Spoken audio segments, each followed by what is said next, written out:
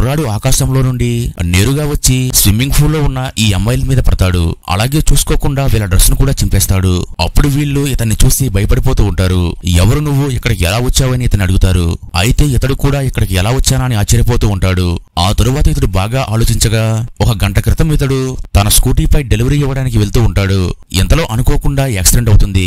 అప్పుడు గాయాలతో పడి ఉన్న ఇతడికి ఆకాశంలో నుండి ఒక దేవుడు రావడం చూస్తాడు. అలాగే ఈ దేవుడు ఇతన్ని పైకి లేపి, నీ ఆయుష్ ఇవాళ్లతో తీరిపోయిందని, కాకపోతే నువ్వు చేసిన మంచి పనులకు నువ్వు బ్రతికి ఉండడానికి ఇంకొక అవకాశం ఇస్తున్నానని చెప్తాడు. అయితే ఈ కుర్రాడు మాత్రం ఇదంతా కళ అని అనుకుంటాడు.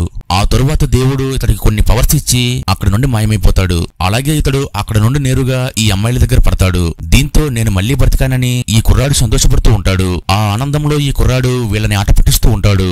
దీంతో వీళ్ళ ముగ్గురు కలిసి ఈ కుర్రాన్ని చితకబాదుతారు. ఆ తరువాత ఇతడు మళ్లీ అక్కడ నుండి పారిపోయి పడిపోయిన తన బండి దగ్గరికి వస్తాడు. ఇతడు మళ్లీ డెలివరీలు చేద్దామని తన ఫోన్ తీసి ఆన్ చేయగా అది పనిచేయదు. ఆ తరువాత ఇతడు స్కూటీ స్టార్ట్ చేయగా ఈ స్కూటీ ఆటోమేటిక్ గా గాల్లోకి లేచి ప్రస్తుత కాలంలో నుండి వేరొక ప్రపంచంలోకి టైం ట్రావెల్ చేసి వెళ్ళిపోతాడు. అయితే అక్కడున్న వాతావరణం చూశాక అది రాజుల కాలం అని ఈ కుర్రాడికి అర్థమవుతుంది.